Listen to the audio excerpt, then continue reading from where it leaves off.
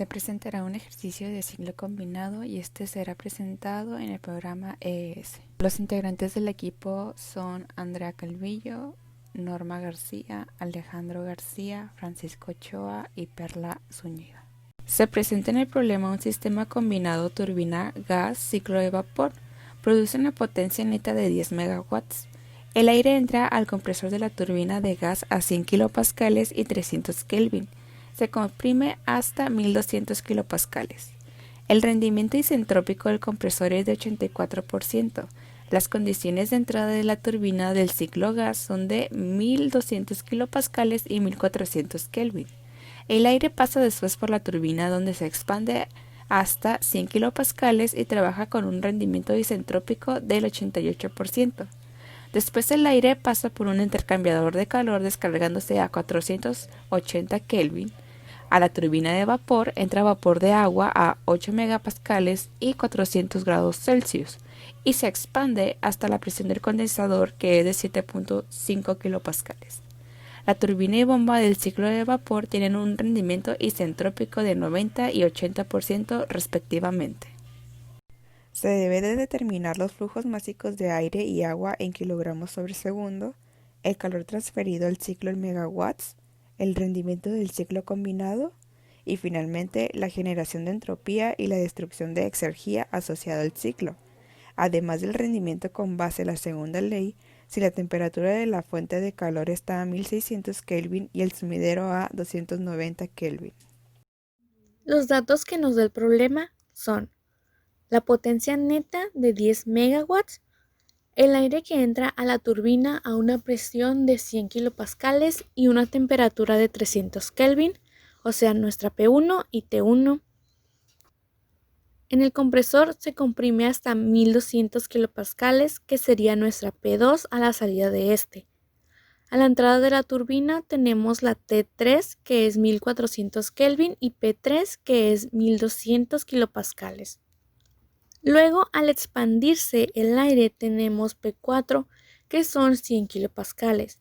La temperatura después del intercambiador, o sea, T5 igual a 480 Kelvin.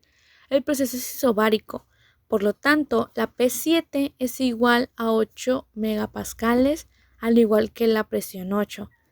La entrada antes de la turbina de vapor, o sea, la P8, es igual a 8 megapascales y la temperatura del punto 8, 800 Kelvin. Después de que salga de la turbina, se encuentra la P9, que es igual a 7.5 kilopascales, que es la misma presión en el punto 6. La turbina de vapor tiene un rendimiento del 90%, la bomba tiene un rendimiento de 80%, la turbina de gas con un rendimiento del 88% y el compresor en el ciclo gas de 84%. Y para el último inciso, las temperaturas son de 1600 y 290 Kelvin. La constante K del aire es de 1.4 y las capacidades caloríficas respecto a la temperatura y la presión. Y por último, la constante de los gases R. Conociendo la presión 1 y 2 se obtiene la relación de presiones.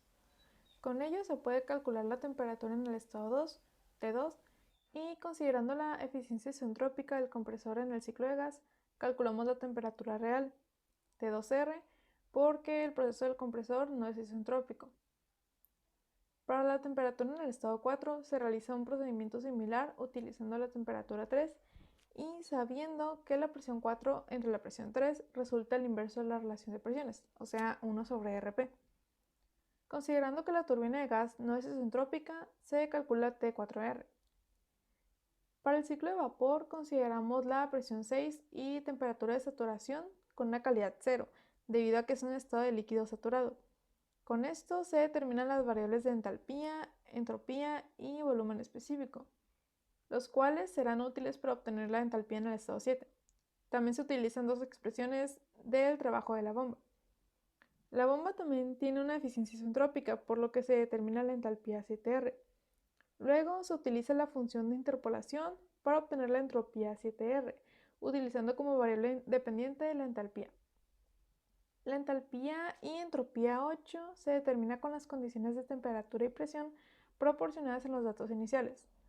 Para el estado 9 se considera la entropía 9 y 8 iguales bajo una condición ideal en la turbina de vapor, y con los datos de la presión y dicha entropía se determina la calidad, temperatura y entalpía. Ahora, considerando la eficiencia isentrópica en la turbina, se determina la entalpía 9R, la entalpía de agua saturada y de calor latente de evaporación, y para determinar la calidad 9R, y esto de igual manera con el cálculo de la entropía 9R.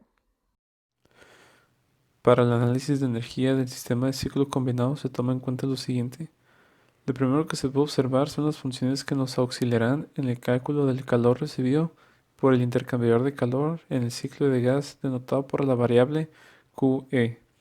El calor de salida del intercambiador de calor en el ciclo de gas denotado por la variable QS1 e igual el intercambiador existente entre el ciclo de gas y vapor denotado por la variable QS2. Después de estas funciones, siguen las funciones que determinarán la energía entregada por unidad de masa en lo que es el compresor del ciclo de gas, denotado por la variable W1, y la bomba por el ciclo de vapor, denotada por la variable W2. Después viene lo que son las funciones para determinar el trabajo de la turbina, tanto del ciclo de gas y de vapor, denotado por las variables WS1 y WS2 respectivamente.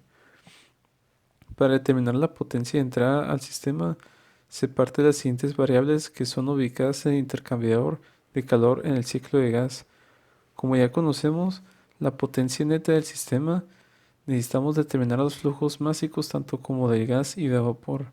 Así que a partir de la siguiente igualación demostrativa, se puede observar que los dos calores de la variable Q dot se pueden igualar para determinar la razón de flujo másico del gas con respecto a la de vapor. Con ayuda de esta razón, con la función m.v se puede determinar el valor de los dos flujos másicos, y para la potencia de entrada al sistema se denota con la variable q.e. Después tenemos las funciones para determinar la eficiencia en base a la primera ley, la eficiencia máxima del sistema y la eficiencia en base a la segunda ley. Ahora comenzaremos con el análisis exergético. Para obtener la tasa de entropía de 1 a 2, se sabe que la fórmula es el flujo másico del gas por la entropía 2 menos la entropía 1. Considerando calores específicos constantes, la fórmula queda flujo másico del gas por el Cp, logaritmo natural de 1 a 2, menos R, logaritmo natural de Rp. Después se calculó la tasa de entropía de 2 a 3. Se tiene algo muy parecido, pero con un calor de entrada, y se elimina el segundo logaritmo de la ecuación, ya que la presión 2 es igual a la presión 3, haciendo que el logaritmo de 1 y el logaritmo de 1 es 0. Luego se calculó la tasa de entropía de 3 a 4, de 5 a 1, y finalmente en el intercambiador de calor adiabático. La fórmula para el intercambiador de calor queda el flujo másico del gas por el Cp, logaritmo natural de T4R5, más el flujo másico del vapor por la entropía 8 menos la entropía 7. Esas serían las ecuaciones para el ciclo de gas. Luego, de la misma manera que en el ciclo de gas, se calculó para el ciclo de vapor la tasa de entropía de 6 a 7, de 8 a 9 y de 9 a 6. Después sumamos todas y obtenemos la generación de entropía total. Y si la multiplicamos por T0, obtenemos la X destruida. Después obtenemos la X suministrada y así comprobamos la eficiencia de la segunda ley. Los resultados obtenidos por nuestro simulador fueron: flujo másico del aire es igual a 26.62 kilogramos sobre segundo y el flujo másico del vapor es de 2.27 kilogramos sobre segundo. El calor transferido al ciclo fue igual a 19.58 megawatts y el rendimiento del ciclo combinado es del 51%. Por último, obtuvimos que la generación de entropía fue igual a 16.92 kilowatts sobre Kelvin. La destrucción de energía fue igual a 49.6 kilowatts y el rendimiento con base en la segunda ley fue igual al 62%.